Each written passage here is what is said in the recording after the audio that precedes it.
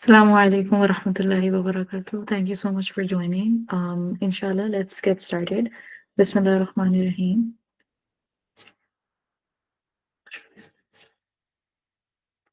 Okay. Um, so, Alhamdulillah, we have entered upon the month of Ramadan, and this is the first class that we're having during this blessed month. And may Allah subhanahu wa ta'ala enable us to reap the benefits of this month. A little before we get into the hadith, a little segue into something that I once came across. I guess a professor or some scholar taught this to me, or I read it in a book, but it has just stuck with me about Ramadan. And so the concept in Islam about the things that um, deter us from following Allah subhanahu wa ta'ala and His commandments. One of the things obviously we know is shaitan, right?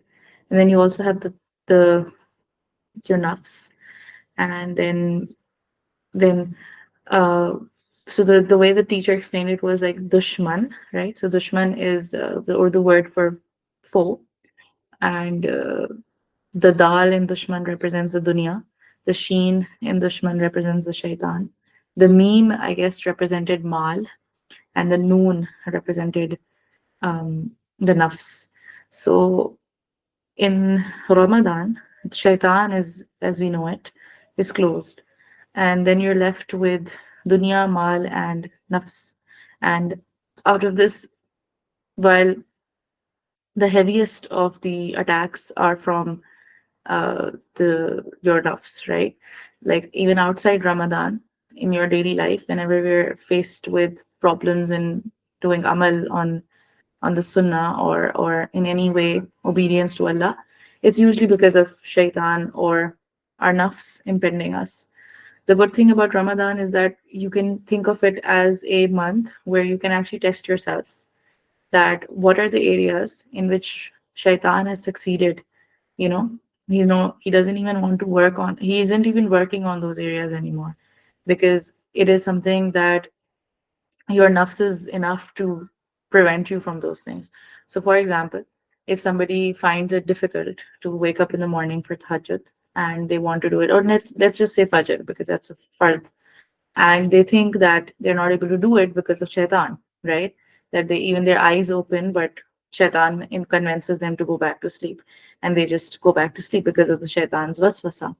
But they find out in Ramadan, where shaitan is closed, that even then, if their eye even opens, they still get this laziness and they don't get up, right?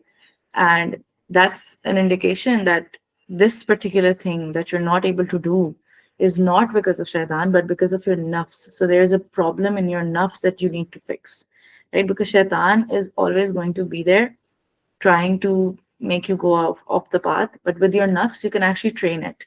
You can actually train it to not cause a problem for you, right? You can, it is possible because in Islam there is the concept of three levels of nafs. So there's the first level of nafs amara, which is an animalistic nafs that just desires and it needs to fulfill its desires. It doesn't see anything. There's no morality. Is only after its desires. Then you have the nafs al-lawwama, which is the mediocre, middle, neutral nafs, which does good things but is also cannot control itself from doing bad things. Like so, it's and then it also feels repentant towards it. So that's like a mediocre type that you're also falling, but you're also trying. So which is somewhere most of us are usually. And then you have nafs mutmainna, which is the one that we should be aspiring towards. So the fact that there are levels, and this is in the Quran as well, these names are in the Quran.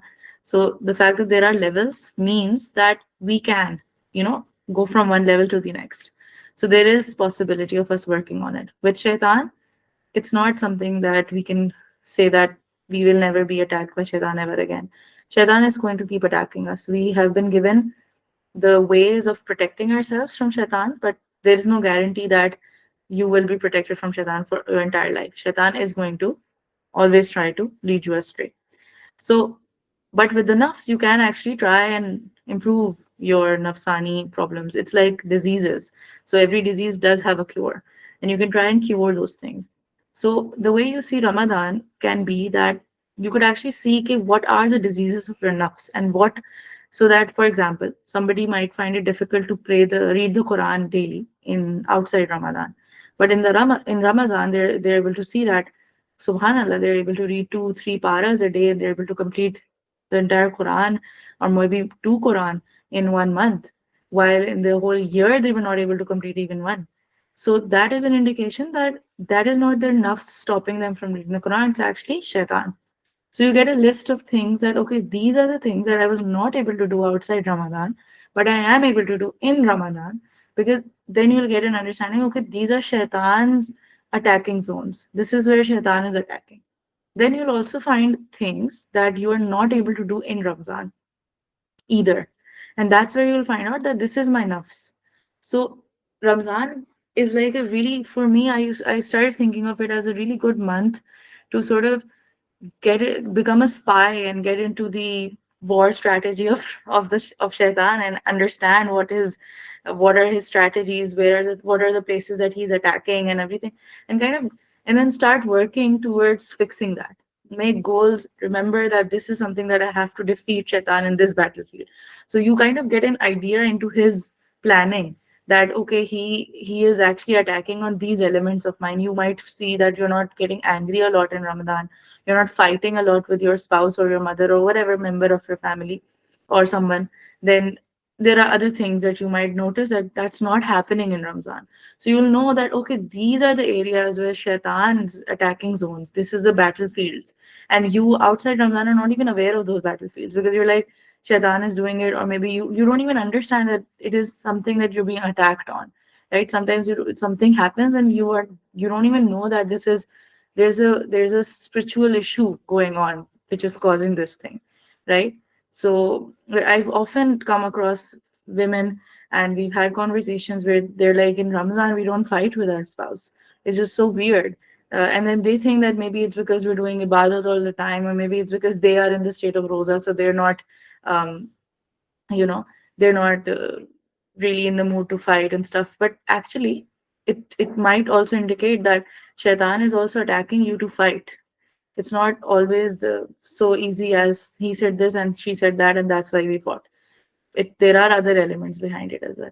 So yeah, the segue got a little long, but the point is that if you start thinking of Ramzan as a means of understanding yourself and how you can work on yourself better throughout the Ramzan and beyond it, that would actually really help you in eventually getting to the nafse mutmainna or getting to the qalbe salim, which is what we want in the end for ourselves, right? So that is another way of looking at Ramzan, to actually focus and understand what are the things that shaitan is disabling you to do, and what are the things that he's already succeeded in those battlefields. He's succeeded in making you lazy when it comes to waking up for Fajr. He's succeeded in that battle. He's conquered that land. So he's not even focused on that anymore. And that is why you will see that you are doing that thing even in Ramzan, because he is not the force that's giving us to make you do that thing. So well, that's how I try to understand and see my Ramzan, and try to pick up those things that Shaitan is actively working on, so that I can gear up and ready myself to actively fight him throughout the year, and then the cycle keeps on and on. So yeah, inshallah, maybe that would might be of benefit to the ones who are listening. Let's move into the hadith, inshallah. Bismillahir Rahmanir Rahim.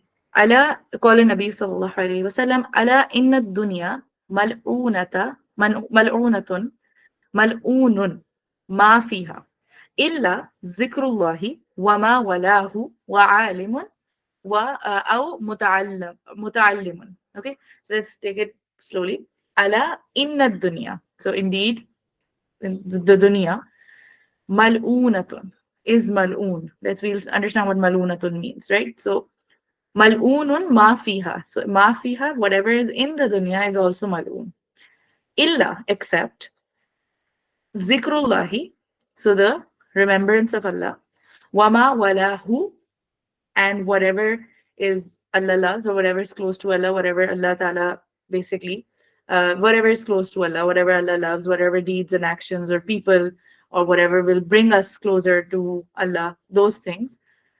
Wa alimun, the one with sacred knowledge. أو متعلم, right? So, and the one who he is learning that knowledge. So you have the alim and you have the muta'allim, the one who's learning, acquiring, the student actually. So the talib ilm and the alim and zikr of Allah and things that Allah subhanahu wa ta'ala loves. So these are the four things that are not mal'oon. Other than that, everything is mal'oon. Now, what is mal'oon? Mal'oon is actually derived from the word of lan, right? And we know the word of lana. So it's also in Urdu. We have this word of lanat, and in Arabic you have the lan, and this is actually derived from that. Now, what is this? Now, the linguistic understanding is just cursing, but that's not how we understand it when we understand it coming in the Quranic or the Hadith. Um, One second, let me put my laptop on charge. So yeah, so I was saying that so the concept of lan is that anything that upon whom or upon which there's lan is essentially that thing which is it does not the Allah's mercy does not encompass that thing. So that thing is such a thing that basically it's cursed, it's excluded from Allah's mercy, that thing, and Allah's disapproval is upon that thing. So yeah, so that is what. So anything that's when you say lanat ho tum pe, that because it's a very big thing, because hadith really discourages lan tan is discouraged in Islam. So because basically what you're saying is when you're giving lana to anyone is that you're saying that may you be excluded from Allah's mercy, which is, if you think about it, it is a deen that encourages the Bismillah, right? Starting with the mercy of Allah, right? We evoke Allah's mercy. We're supposed to evoke it in every action, right? It's not that you're supposed to evoke it in some actions. Everything you do, you're supposed to start with Bismillah, right? Every ayah, every surah except one of the Quran starts with Bismillah. So this is a deen of rahim, right? Of mercy, right? The most beautiful and the most important thing in the world that ensures that the world keeps going is motherhood and birth, right? And the concept of birth is rahm, is that word, the womb. And Allah subhanahu wa ta'ala's name, Rahim, is also coming from that, right? So his rahma, his mercy, is his most defining factor, right? And to basically make this statement for someone that may you be excluded from Allah's mercy is actually a very, very big statement to make, and hence it's very discouraged in Islam.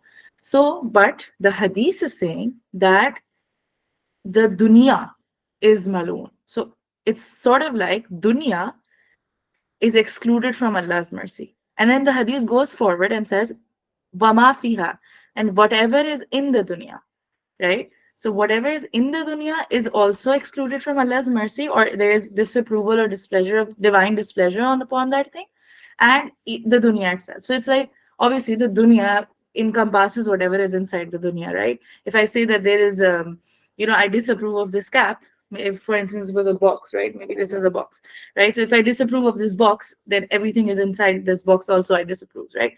But still, to make the point come across even more, it's like the dunya and everything in the dunya. Allah subhanahu wa ta'ala's mercy is excluded from it. Allah's lana is on those things. Allah's disapproval is on those things, right? However, there are some things that's not the case with. So remembrance of Allah, things that Allah subhanahu wa ta'ala loves, someone with sacred knowledge and someone learning it. So the teacher, the student of ilm, the scholar of ilm, the one who does zikr of Allah subhanahu wa ta'ala, and things that Allah subhanahu wa ta'ala loves, and that would obviously encompass a lot of things such as obedience to Allah subhanahu wa ta'ala and um certain characteristics that Allah subhanahu wa ta'ala loves. So anything that would actually bring you closer to Allah subhanahu wa ta'ala, all of those things are exceptions from within the dunya. Everything else is actually mal'oon, is actually cursed.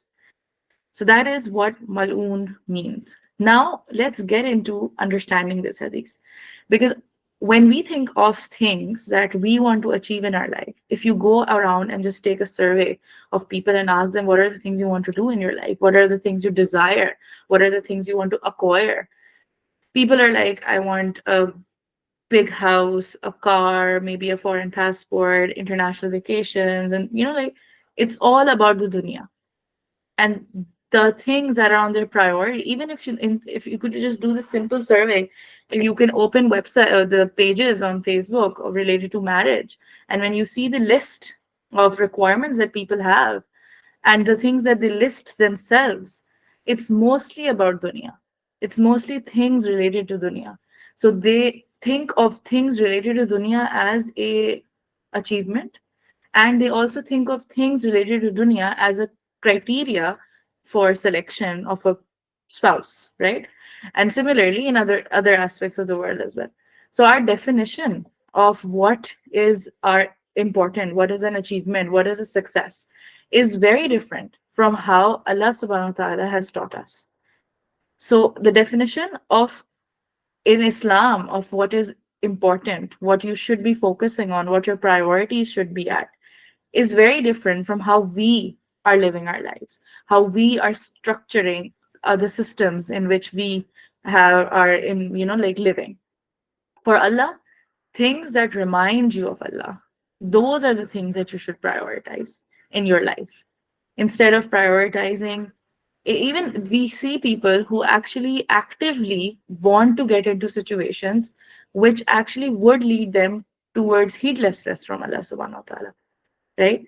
They don't think that living in such an environment or going and living, like people nowadays are really keen on like moving out of Pakistan. And I'm not saying there's anything wrong with it, but the idea, the concept that what will happen of my faith is something that really comes across to their mind. They're willing to take loans on project prodigy or whatever those loans are, that are interest based loans, there, which basically is soothe.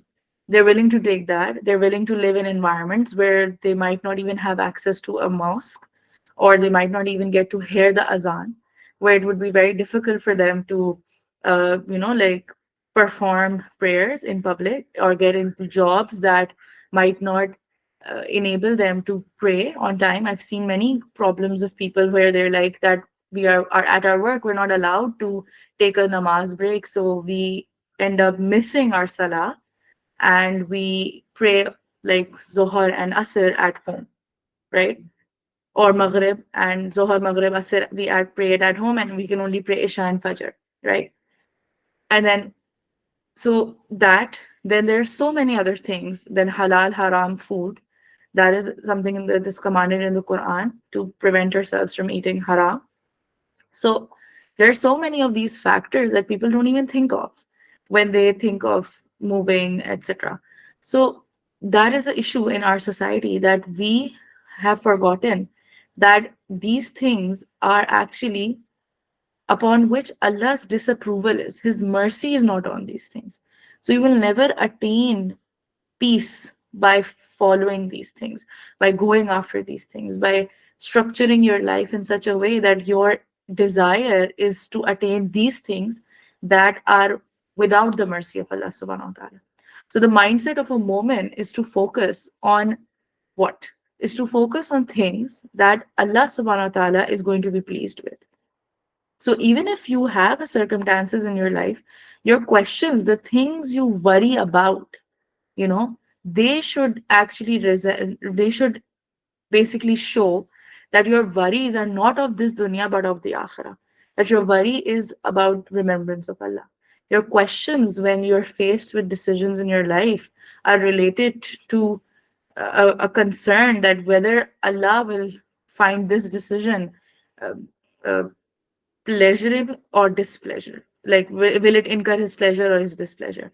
So that is another aspect that we can understand from this, that what we value versus what Allah subhanahu wa ta'ala values. Allah values ilm. And our ilm is not that you just learn from this exception. Scholars, it's not just that you got a degree of alim and that's it. No, it's Allah subhanahu wa ta'ala, right? Allah has so much knowledge that He knows what is in our hearts, right? So even if you are a scholar by the name, but you're not doing amal on your ilm, you are purposefully acquiring ilm to actually find out those loopholes and stuffs to make things hard for people, to make things difficult for people, right? When you know there is rukhsat in the deen, but you know that the other person in front of you, because you're the alim or you're the mufti, they don't know. So you're going to put those things on them. Like I know of this case, like a person I knew, she got married to a alim, and he actually misused his so-called knowledge of the deen and to make her sort of feel really constructed when it came to getting out of that marriage because it wasn't working out for her. So that is how, if that is what you're trying to do, or if you are basically using your ilm as a means of getting somewhere that's dunya related, that you'll get into that xyz job or you'll get into this high position at the royal court or something, then that all is obviously exempted from this exception. You don't get counted into those things that are not accursed or that are not mal'oon from this dunya, right? So that is also something that to be understood. The last thing is that if Allah subhanahu wa ta'ala has put us into this cursed world, then what are the things that we can do to survive in it? Right? How can we be recipients of mercy of Allah while living in a world where that in itself it does not have Allah's mercy, right? So this is another way of understanding that. These four things will enable you to do that. And it's very easy. Number one, remember Allah.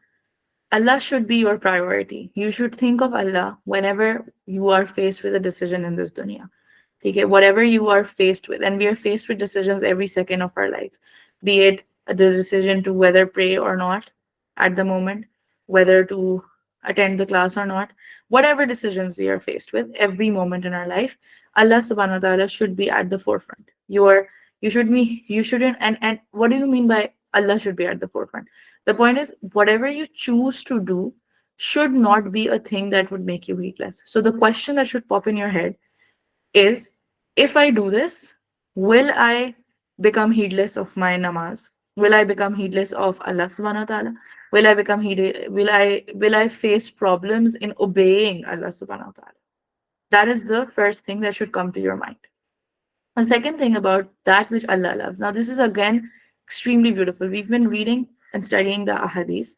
And if you open up the Quran and you study it further, you understand that Allah subhanahu wa ta'ala loves certain things that are actually not that difficult to attain. For example, Allah loves the pure, as in the tahir, right? The ones who are clean. So being clean is not something difficult.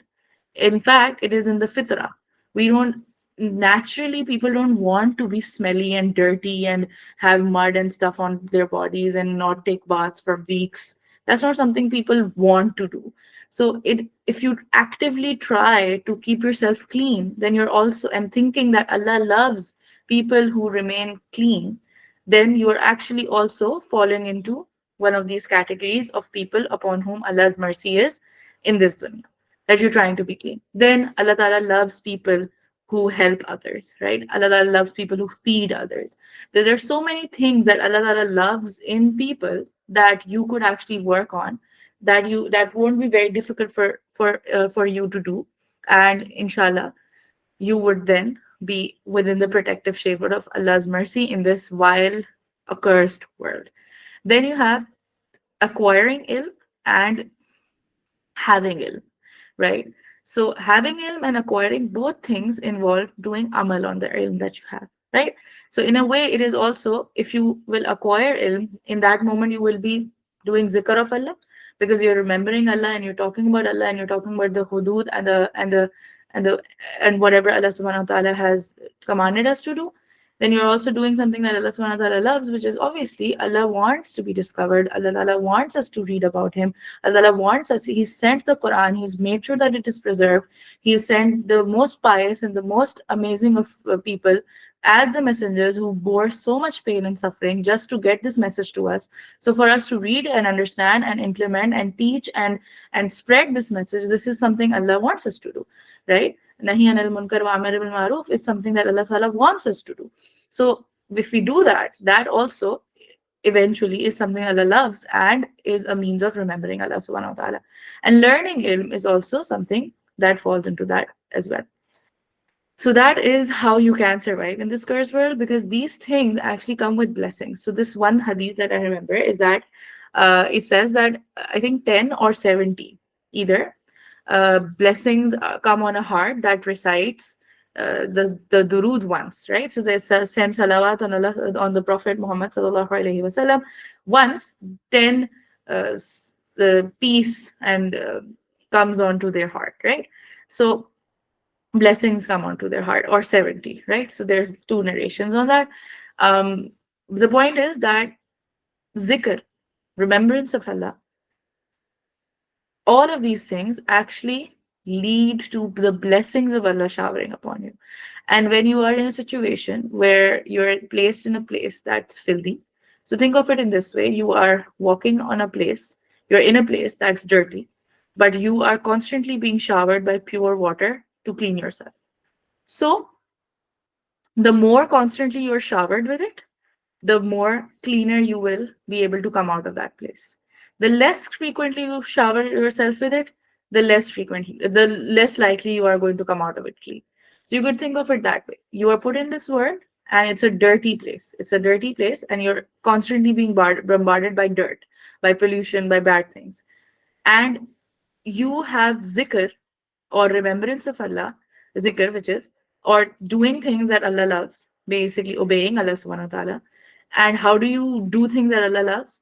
By gaining knowledge about those things, by becoming a student of ilm, and by being a person of ilm, by doing amal on that ilm.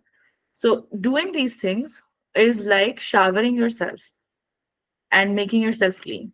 So if you want to come out of that place, this dirty, filthy place that is accursed, clean and not dirty, then the more you shower yourself, the more you make sure that you're showered and you're well fragrant, the better for you in terms of getting out of that place intact in a clean and pure and fragrant manner. So think of it that way, that you are actually perfuming and showering and cleaning yourself every time you remember Allah, every time you do something that is in line with Allah's obedience, in that is something that Allah loves. And in order to do those things, you need to acquire the ilm of what Allah loves and what Allah finds obedient and what Allah subhanahu wa ta'ala has commanded us to do. And how are you supposed to remember Allah? It's that is also something that Allah has taught us, that how should we remember Allah? What are the words that we should be using to remember Allah subhanahu wa ta'ala? So that is, inshallah, what I had to say about this hadith. It's a beautiful hadith, and it's a means of understanding what we should be looking at the dunya as. It is nothing but a room that, of where you're being thrown, where garbage and filth is being thrown upon you. It's nothing more than that. And you shouldn't have any more desire for this dunya any more than that. Like, you wouldn't want to stay in a dirty, filthy room where you're being bombarded with dirt and disgusting things. Similarly, you shouldn't want to stay in this dunya. You shouldn't desire to, you wouldn't actually try and make the room beautiful because it's dirty, it's disgusting, you want to get out of it. And your only motive would be to get out of it clean and pure and fragrant and not smell of that room anymore. That is what you would desire. So that is how you should be focusing your life in this dunya as well. That you want to get out of it in a clean, pure manner, that the asrat of being here are not on you anymore, right? That you come out of it fragrant, clean, and beautiful, instead of dirty, disgusting, and vile smelling, right? So, inshallah, may Allah subhanahu wa ta'ala enable us to do amal on the hadith and understand the reality of this dunya before the reality of the dunya is actually unveiled onto us, before the parda of ghaib is uplifted from us, the veil of the ghaib is uplifted. May Allah ta'ala enable us that before that happens, the realities of this life open onto us, so that we can do amal accordingly, and we can make as much as we can in the remembrance and in the obedience of Allah subhanahu wa ta'ala, acquire as much ilm as we can, and the ilm that is nafi, that we can do amal on. And may Allah subhanahu wa ta'ala enable us to be talib ilm for the rest of our lives, till the last breath we draw, because that would mean that the moment you are, like, the duration of time you're a talib ilm is basically the duration of time where you are under the blessing of Allah subhanahu wa ta'ala in this accursed world. So may Allah ta'ala enable us to be a talib ilm for the rest of our lives till we draw our last breath. Ameen summa ameen. Wa akhiru da'wana alhamdulillah. If there's any question, please go ahead, and or we can end the class inshallah.